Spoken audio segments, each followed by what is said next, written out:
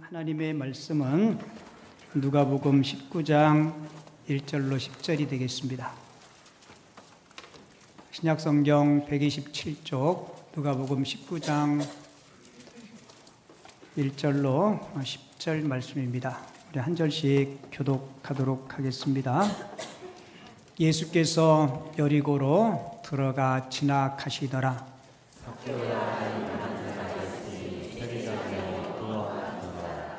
그가 예수께서 어떠한 사람인가 하여 보고자 하되 키가 작고 사람이 많아 할 수 없어 앞으로 달려가서 보기 위하여 볼모아가 막는 이는 예수께서 그리로 지나가시게 되니라. 예수께서 그곳에 이르사 쳐다보시고 이르시되 삭개오야 속히 내려오라 내가 오늘 내 집에 유하여야 하겠다 하시니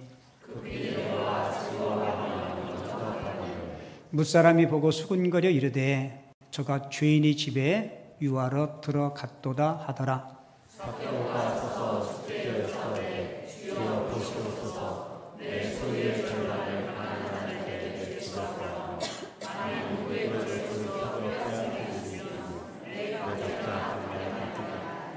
9절 10절은 같이 읽죠. 예수께서 이르시되 오늘 구원이 이 집에 이르렀으니 이 사람도 아브라함의 자손이미로다. 인자가 온 것은 잃어버린 자를 찾아 구원하려 함이니라. 아멘.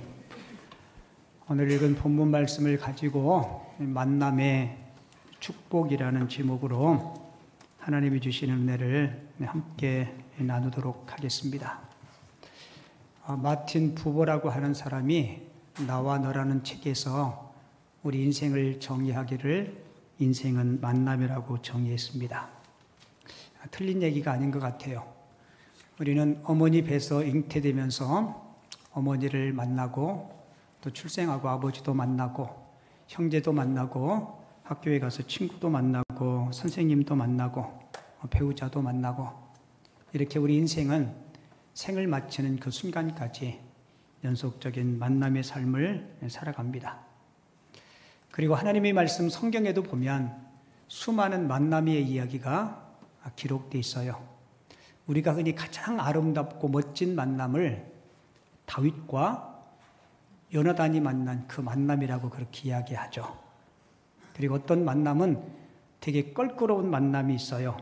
그 대표적인 게 아마 에서와 야곱과의 만남이 그런 만남이 아닐까라는 생각이 들어요.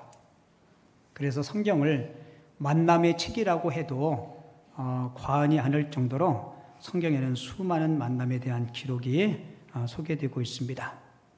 그런데 우리 인생에 내가 누구를 만나느냐 하는 것, 이게 참 중요한 것 같아요.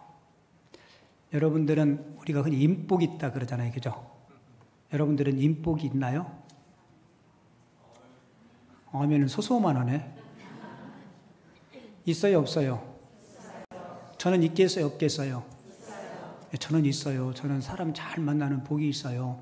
그 비결이 뭐냐면 나는 앞으로 좋은 사람 만날 거야. 만나는 사람에게 좋은 사람이 될 거야. 자꾸 그렇게 고백하고 그렇게 기도하다 보면 하나님이 그런 사람을 붙여줘요. 아멘. 여러분 좋은 사람 만나고 싶죠? 내가 좋은 사람 만나기 위해서는 어떻게 되는지 알아요? 예, 여러분들이 좋은 사람이 되셔야 돼요. 향기 내는 꽃은 예쁜 나비가 날라와요. 그죠? 냄새 나는 똥은요? 파리도 그냥 파리가 아니고 똥파리가 날라와요. 여러분 우리 인생은 내가 누구를 만나느냐가 중요합니다. 잠언서 13장 20절 볼까요? 이렇게 기록되어 있어요.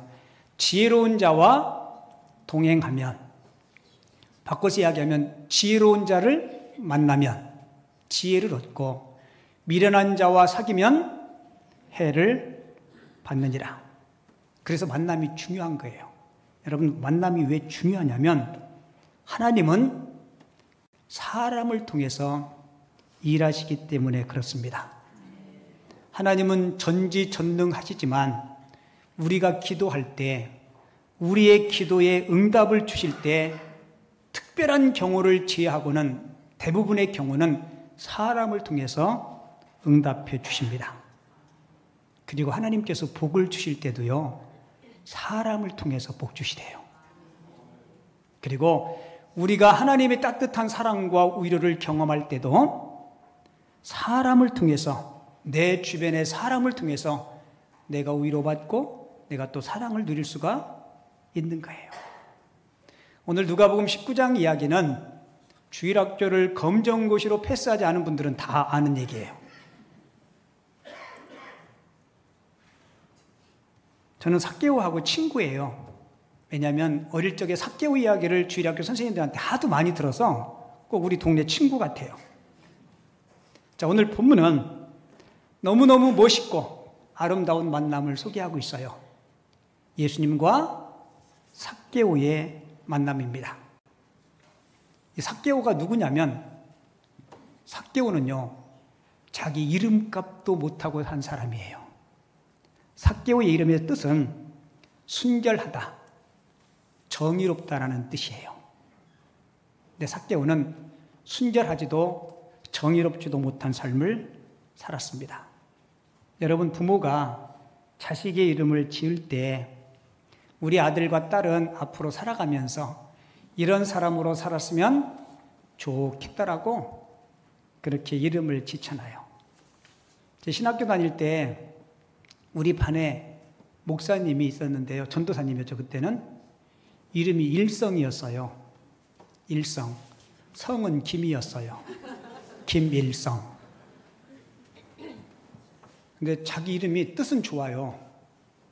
그런데 학교 반장을 나가도 우리 반에는 반장이 김일성이 될 수 없다. 그래서 잘리고 총학생회장 후보로 나갔는데도 어떻게 학교를 대표하는 총학생회장이 김일성이 될 수 있냐. 어떤 분은 그러려면 혹을 붙여라. 뭐 이렇게. 그래도 너무너무 속상해가지고, 여러분 요즘은 조금 개명하는 게 좀 쉬워요. 근데 옛날에는 개명을 잘 안 해줬거든요. 근데 개명 신청했더니 금방 내 허락해 줬어요. 그래서 이름을 김일성, 리을을 니은으로 바꿨어요. 김인성. 그 내가 이름 잘 바꿨다 그랬어. 너는 인성이 좀 개조돼야 되는데 이름 잘 바꿨다고 내가 농담으로 그 이야기를 했는데, 여러분 이름은 부모님이, 할아버지나 할머니가 앞으로 우리 손자, 손녀, 아들, 딸들이 이렇게 살았으면 좋겠다라는 사회적인 기대치를 가지고 이름을 짓잖아요. 그죠? 여러분 이름 짓는 게 쉽지 않아요. 부르기도 좋아야 되고 의임도 있어야 되고, 잘못 이름 지으면 이름 때문에 놀리죠. 우리 여기 지금 안 계시기 때문에 제가 이야기할게요. 우리 교회는요, 복실이라는 권사님이 계세요. 이복실. 제가 권사님 학교 다닐 때 많이 놀렸더니 우리 집 강아지는 복실 강아지 노래요. 그 많이 놀렸대. 어릴 때는 되게 속상했는데 커보니까 근데 성격이 복실복실하고 예쁘고 괜찮아요. 가끔 목사님 우리 아이 이름 줘달라고 하는 분이 계세요. 전에 한 분 있었어요. 근데 큰애는 장명소에 가서 이름을 줬대요. 근데 이제 큰애 날 때는 교회를 안 다녔는데 이제 교회 다니면서 목사님 이름을 지어줬으면 좋겠다고, 그 제가 물어봤어요. 장명소에서는 이름 지으면 얼마 줬냐고 그랬더니 20만 원 줬대요. 그러면서 저한테 목사님이 져주면 20만 원 주겠대. 귀가 번쩍 뜨여요. 20만 원을 준대. 이름 석자 져주는데. 그래서 제가 돈은 안 받고 이름은 지어드리겠다고. 돌림으로 지어드릴까요? 큰애 이름은 뭐예요? 이렇게 물어봤어요. 그랬더니 돌림으로 지어달래요.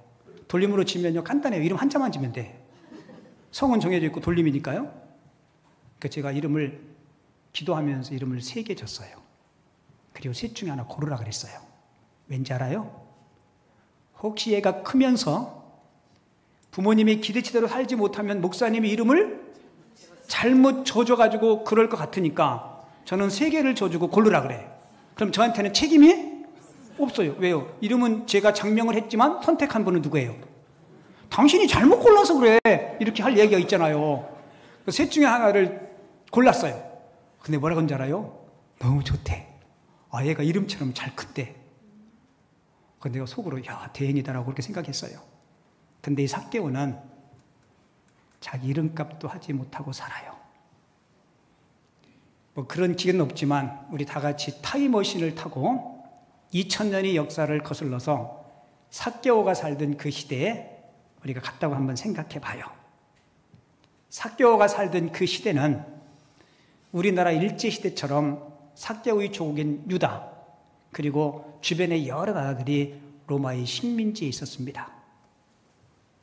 그런데 이 삭개오는요, 그런 정치적인 상황을 잘 이용한 사람이에요. 그러니까 세상의 흐름을 잘 파악해서 나름대로 성공한 사람입니다.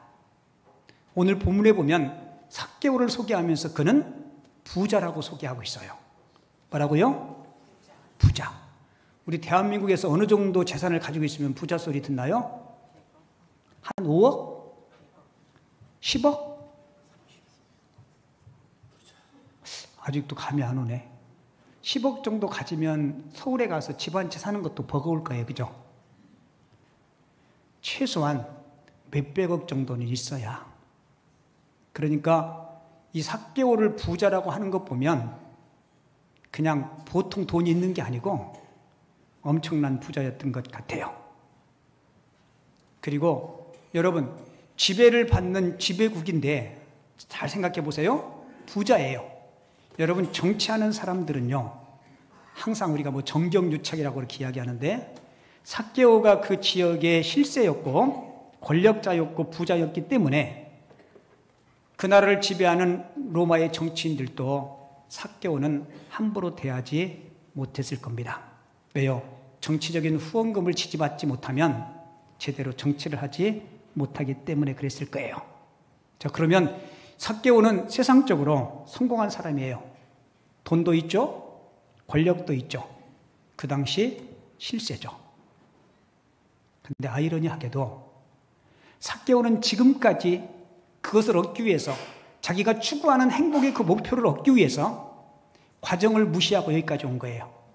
무슨 이야기인지 아시겠어요? 수단과 방법 가리지 않고 이 자리에 도달했어요. 근데 삭개오는 그 자리에 도달하면 불행 끝, 행복 시작일 줄 알았는데 세상 그 어느 곳으로도 해결할 수 없는 영적인 공허함이 파도처럼 밀려오기 시작하는 거예요. 여러분, 객관적으로 보면 아쉬울 것 없잖아요. 돈이 없는 것도 아니고 권력이 없는 것도 아니고. 근데 왠지 모를 공허감이 그 마음속에 엄습해온 거예요. 여러분 꼭 기억하세요. 우리 마음에는 하나님 외에는 채울 수 없는 공간이 있습니다.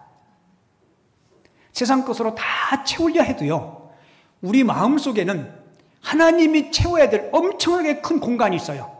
여러분, 그게 채워지지 않으면 세상 것 다 누려도 결코 만족할 수 없습니다. 삭개오는 그게 고민인 거예요. 부족함이 없는데 참된 평안과 만족이 없는 겁니다. 사람들은 그를 보면 매국노라고, 반민족주의자라고, 로마에 불붙은 빌부터 먹고 사는 기생 같은 사람이라고, 그의 앞에서는 굽신굽신 머리를 숙이지만 어느 누구도 삭개오를 인정하는 사람이 아무도 없었습니다. 그러던 차에 삭개오가 예수님에 대한 소문을 들어요. 여러분, 예수님이 12 제자 가운데 세리 출신 제자가 있는 거 아시죠? 삭개오가 이렇게 생각해요. 죄인의 대명사인 마태가 자기하고 똑같은 직업이에요. 그 직업을 등지고 예수를 쫓았다는 이야기를 들어요. 그리고 또 이렇게 생각합니다. 예수라는 분은 도대체 어떤 분이기에 죄인의 대명사인 세리를 자기 제자로 맞이했을까? 뭐 성경에는 마태하고 삭개오하고 서로 뭐 교류했든지 뭐 했든지 그런 이야기는 없어요. 하지만 삭개오는 충분히 마태가 예수님이 제자가 된 그 동기를 그는 이해했을 겁니다. 그러던 어느 날 고민과 갈등 속에 있던 삭개오에게 좋은 소식이 하나 들려와요. 예수님께서 삭개오가 살고 있는 여리고라는 마을을 지나가게 된다는 이야기를 듣습니다. 삭개오는 예수님을 만나고 싶었어요. 그래서 길에 나갔는데 사람들이 에워싸서 키가 작은 삭개오가 예수님을 볼 수가 없어요. 오늘 성경 한번 볼까요? 보면 3절에 보면 삭개오가 예수께서 어떠한 사람인가 하여 보고자 하되 뭐라고 얘기해요? 키가 작고 사람이 많아 할 수 없어. 여기서 키가 작다는 이야기는 다른 사람과 비교해서 조금 작다 그런 의미가 아니고 병적으로 작다는 이야기예요. 성경은 난장이라고 쓰진 않았지만 거의 난장이와 흡사한, 그러니까 키가 작아서 예수님을 볼 수가 없죠. 그래서 삭개오가 선택한 게 뭐예요? 무슨 나무에 올라가요? 돌 무화과 나무. 옛날 성경에는 뭐라고 되어 있어요? 뽕나무라고 그렇게 기록하고 있는데요. 자, 여러분 생각해 보세요. 우리는 그냥 예수님이 누군가 한번 보고 싶어서 무슨 서커스 키가 작아서 안 보이니까 그거 보려고 올라간 게 아니에요. 여러분 삭개오 마음속에는 내가 어쩌면 오늘이 아니면 예수님을 뵐 수 있는 기회가 2번 다시 오지 않을지도 모른다. 그러니까 이 은총의 기회를 삭개오는 놓칠 수가 없었던 겁니다. 그래서 체면 불구하고 돌 무화과 나무에 오르게 돼요. 예수님께서 길을 지나가시다가 나무 꼭대기에 어느 어른 하나가 올라가 있으니까 궁금해서 삭개오가 올라가 있는 나무 밑으로 옵니다. 오늘 본문 5절을 제가 읽어드릴게요. 19장 5절 예수께서 그곳에 이르사 뭐 했다 그래요? 쳐다보시고, 다른 말로는 나무 위를 올려보시고 이르시되, 같이 읽어요. 시작. 삭개오야 속히 내려오라. 내가 오늘 네 집에 유하여야 하겠다. 아멘. 삭개오가 예수님을 보고 싶어 나무에 올라갔지만 사실은 예수님이 삭개오의 밑으로 찾아오셨어요. 그리고 예수님의 눈과 삭개오의 눈, 얼굴과 얼굴, 마음과 마음, 영혼과 영혼이 마주치는 가장 삭개오의 삶에 잊지 못할 그런 순간을 맞이하게 된 것입니다. 그리고 또 하나 중요한 것은요, 우리 예수님은 삭개오가 나무 꼭대기에 왜 올라갔는지 아셨어요. 삭개오의 마음을 공감하고 계셨습니다. 여러분, 삭개오가 나무 꼭대기에 왜 올라갔어요? 그냥 단순히 눈으로 보려고?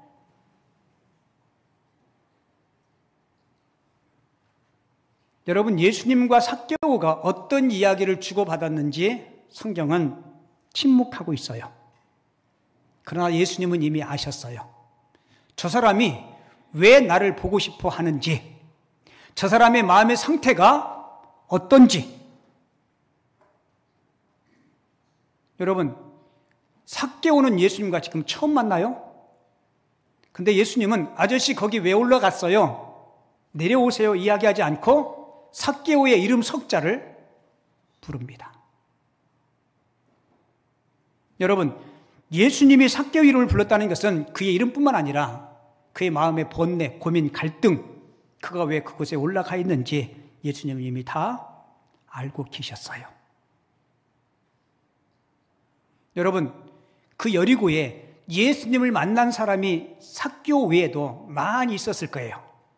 그러나 그들은 말 그대로 눈으로만 예수님을 본 겁니다. 삭개오처럼 마음과 마음과 영혼과 영혼으로 예수님을 만난 사람은 없었다는 거예요. 나무 꼭대기에 올라간 삭개오를 보시고 주님께서 첫 번째로 하신 말씀이 이거예요. 오늘 내가 내 집에 유하여야 하겠다. 우리가 읽으면 별거 아닌 것 같죠? 어쩌면 삭개오는요, 예수님께서 삭개오 씨, 내가 오늘 당신 집에서 머물고 싶어요, 이 이야기가 천둥소리처럼 크게 그의 가슴을 치는 소리로 들렸을 거예요. 왠지 아세요? 여러분, 그 당시에 유대인들은요, 세리한테는요, 인사도 안 했답니다. 심지어 거지가 깡통을 가지고 구걸하잖아요. 그죠? 세리가 지나가다가 구걸하잖아요. 돈 주잖아요. 그죠? 세리의 돈은 거지도 받지 않았대요. 근데 지금 예수님은 삭개오에게 뭐라고 말씀해요? 오늘 내 집에 거하겠다는 겁니다. 여러분, 메시아가 삭개오의 집에 머물면 그 삭개오의 신분은 죄인에서 의인으로 바뀔 줄을 믿습니다. 그러니까 이 삭개오가 오늘 내가 내 집에 유하겠다 하겠다는 이 말을 그냥 귀로 흘러들은 게 아니에요. 옛날 조선시대 때 이런 일화가 있는데요. 난리가 나서 왕이 피난길에 들어섭니다. 여러분, 왕이 피난 갈 때는요, 왕복을 벗고 변장을 하고 가요. 일반 평상복으로. 그래서 어느 시골집에 갔는데 시골 농부가 정말 점잖은 몇 분들이 와서 좀 며칠 좀 머물다 가겠다고, 누군지 어디서 왔는지 묻지도 않고 이 시골 촌부가 정성껏 그분들을 대접하고 섬겨요. 그리고 상황이 바뀌어서 그들이 환궁을 했는데요. 궁궐에 돌아온 왕이 가만히 생각하니까 고마워요, 안 고마워요? 그 난리통에 자기를 정성껏 대접한 그 농부가 고마워서 신하를 보내서 궁궐로 그를 초대합니다. 와보니까 자기가 모신 분이 누구예요? 왕이에요, 왕. 왕이 그 농부에게 이렇게 이야기합니다. 나를 정성껏 잘 대접해줘서 고마우니 소원을 이야기하면 들어주겠다는 겁니다. 돈이 됐든 권력이 됐든 명예가 됐든 내 소원, 내가 할 수 있는 것은 내가 들어주겠다고. 그랬더니 그 농부가 뭐라고 이야기하냐면, 상감마마가 저희 집에 온 그 자체가 저에게는 큰 상입니다. 그랬더니 소원 하나를 얘기하라고 했더니, 정 그러시면 며칠 뒤에 제 회갑인데 제 회갑 때 저희 집 한번 방문해 달라고. 왕이 가겠다고 약속했고요. 온 동네방네 소문이 났습니다. 임금님께서 저분이 회갑잔치에 오신다고. 그랬더니 그 사람한테 잘 보이려고 주변에 아첨하는 사람들이요, 재물도 가져오고 보물도 가져오고 그래서 부자가 됐대요. 뭐 전설 따라 삼천리 같은 이야기인데요. 여러분, 만왕의 왕이신 주님이 내 심령에, 여러분들의 가정 가운데 임한다는 의미가 뭐예요? 그분이 내 심령에 임하면 내 신분이 바뀔 줄을 믿습니다. 죄인이 의인되는 기적이 일어나는 거예요. 여러분, 삭개오는 그 사실을 알았어요. 그러니까 너무너무 기쁜 거예요. 자, 삭개오가 예수님을 만나서 누린 축복이 무엇일까? 한 두 가지만 살펴보겠는데요. 첫째는 잃어버린 기쁨을 찾게 됩니다. 오늘 5절 6절 볼게요. 삭개오야 속히 내려오라. 같이 읽어봐요. 시작. 내가 오늘 내 집에 유하여겠다 하겠다 하시니 급히 내려와 즐거워하며 영접하거늘. 아멘. 우리는 성경 읽으면 삭개오가 즐거워했다라는 이 말이 가슴의 즐거움으로 확 와닿지 않아요. 왜냐하면 우리는 삭개오가 아니기 때문에 그럴 거예요. 네, 한번 잘 들어보세요. 삭개오는 부자였고 권력이 있었지만 그의 마음속에는 외로움이 있었어요. 아무도 그 주변에는 마음과 마음을 나눌 수 있는 친구가 없었습니다. 이웃도 없었고요. 물론 그 집은 문전성시를 이루면서 사람들이 많이 출입했을 거예요. 누가요? 아부하고 아첨하기 위해서. 그리고 삭개오는 성장 과정에서 삭개오의 키가 뭐였다고요? 병적으로 작았어요. 난장이는 아니었지만 난장이 같은, 그러니까 늘 어릴 때부터 왕따 당하고 따돌림 당하고 한 번도 사람들에게 주변에 친구가 없었어요. 그리고 자기가 도자가 되고 권력을 가지면 불행 끝 행복 시작일 줄 알고 과정을 무시하고 지금 이 자리까지 왔어요. 그런데 매국노 취급받고요. 매국노 취급받는 게 아니고 매국노였어요. 그러다 보니까 극단적인 민족주의자들에 의해서 내가 언제 어느 순간 어디서 살해당할지도 모른다. 그런 목숨의 위협이 있겠어요, 없겠어요? 여러분 있어요. 그러니까 하루하루 살아가는 게 살얼음판 걷는 거였습니다. 근데 예수님이 만나서 예수님께서 내가 오늘 내 집에 유하여야 하겠다. 이 말씀을 들을 때 지금까지 느껴보지 못한 그 희열이 파도처럼 삭개오의 마음 가운데 찾아온 거예요. 그의 외로움이 환희와 기쁨으로 바뀌게 된 것입니다. 저도 여러분들도 예수님 만난 사람인데 과거에 한 번 만나고 끝난 것이 아니고 오늘도 만나고 내일도 만나고 늘 동행하는 삶 가운데 여러분들이 행복하고 기뻤으면 좋겠어요. 여러분들이 교회 오실 때 로또 2등 당첨된 사람들처럼 1등은 말고 2등 여기에 2등 당첨된 거 있으면 기분이 좋을까요? 안 좋을까요? 예배 시간에도 꺼내서 볼 거예요. 이렇게. 이거 타서 뭐하지?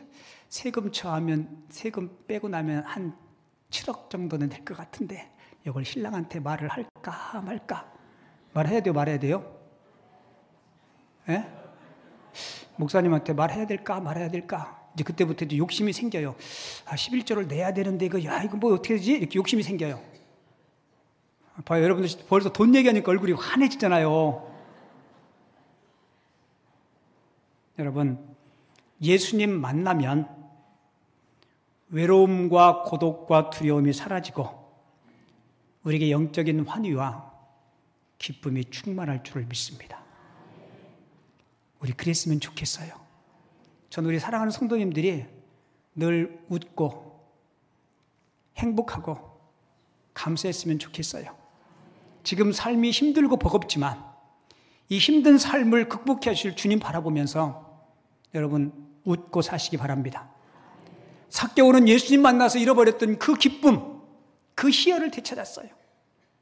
그리고 삭개오는 예수님 만나서 가치관에 놀라운 변화를 경험하게 됩니다. 뭐가 변했다고요? 가치관이 변화되었어요. 그러니까 무엇이 값어치 있는지, 무엇이 옳은지, 무엇을 먼저 해야 되는지, 어떻게 사는 것이 잘 사는 것인지 삭개오는 예수님 만나서 깨달아요. 그리고는 주님 앞에 지금까지 살아온 삶을 청산하면서 이렇게 고백하죠. 오늘 8절 하반절에 보면 주여 보시옵소서 내 소유의 절반을 가난한 자들에게 주겠사오며 만일 누구의 것을 속여 빼앗은 일이 있으면 몇 갑절 갚겠다 그래요? 4갑절이나 갚겠나이다. 여러분 소유의 50%를 팔아서 가난한 자들에게 주겠대요. 그리고 지금까지 자기의 재물을 축적한 방법이 뭐예요? 겁박하고 속이고 그래서 빼앗았는데 원래 구약의 율법에 보면요. 다른 사람의 물건을 속여 빼앗으면 5분의 1을 더해서 주라 그랬어요. 근데 10만 원 빼앗으면 5분의 1이면 얼마예요? 2만 원을 더 얹어서 12만 원을 주라. 근데 삭개오는 몇 배를 주겠다고요? 4배를 주겠대요. 4배를. 여러분 삭개오가 주님께 그렇게 약속했으니까 이렇게 했을까요? 안 했을까요? 했죠. 그럼 삭개오는 남은 돈이 얼마나 있었을까요?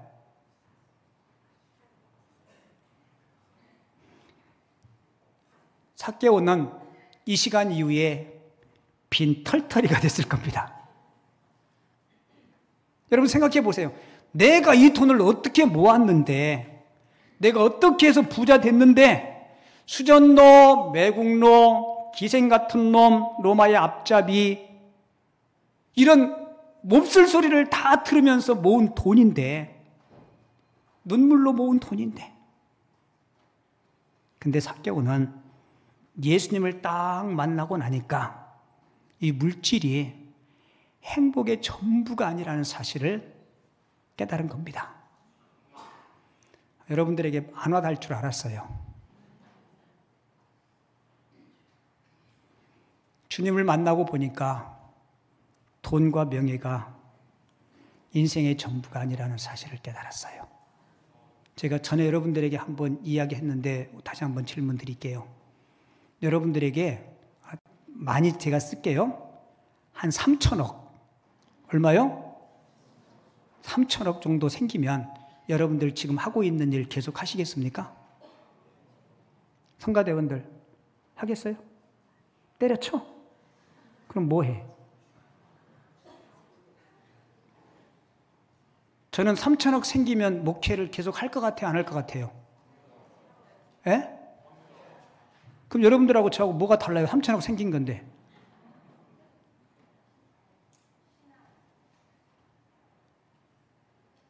저는 해요. 1조 원이 생겨도 해요. 10조가 생겨도 합니다. 왜요? 더 멋있게, 더 폼나게 할 수 있잖아요. 우리가 할 수 있는 일들이 얼마나 많아요. 여러분, 삭개오는 더 값어치 있는 것을 깨달았어요. 그러니까 주님 앞에 내가 50%를 사역 환원하고 가난한 자들을 돕고 토색한 것이 있으면 4배를 갚겠습니다.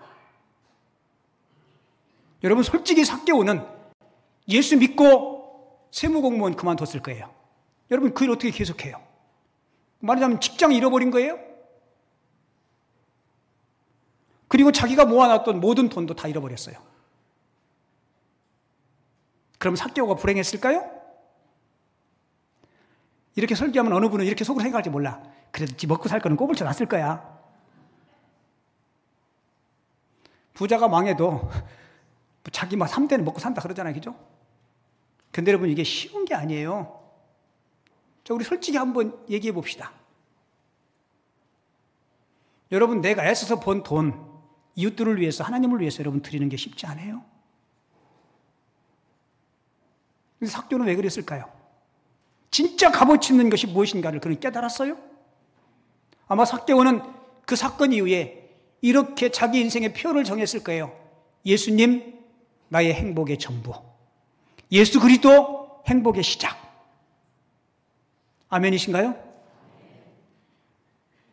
바라기는 저도 여러분들도 주님을 만난 것이 인생의 행복이고 인생의 축복임을 꼭 기억할 수 있기를 바랍니다.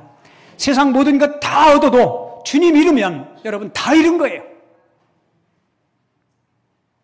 그러나 주님이 내 안에 충만할 때 하나님은 세상의 것들도 우리에게 필요한 것들도 주께서 채워주실 줄을 믿습니다. 우리 찬송가 305장 잠시 뒤에 부를 건데요.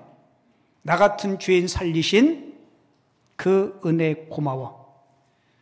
존 뉴턴이라는 사람이 이 노래시를 썼는데요. 원래 그분은 노예를 사다가 파는 노예 상인이었다고 합니다. 나쁜 사람이었죠. 근데 그가 하나님을 믿고 회심한 후에 그가 목사가 돼요. 그리고 입버릇처럼 늘 이렇게 이야기했다고 합니다. 나 같은 죄인 살리신 그 은혜 놀라워. 오늘 말씀을 전하는 저와 여러분들은 인생의 성공자입니다. 왠지 아세요?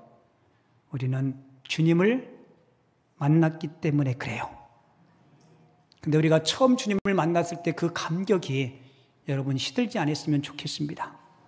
그 내가 처음 만난 그 주님을 만난 그 사랑, 그리고 그 감격 가지고 우리 생에 다하는 그날까지 그 구원의 감격, 구원의 기쁨 놓치지 않고 삶의 우선순위에 혼동하지 않고 하나님이 기뻐하시는 올바른 가치관 가지고 살아갈 수 있는 우리 모든 성도님들 되어줄 수 있기를 주님의 이름으로 축원을 드립니다.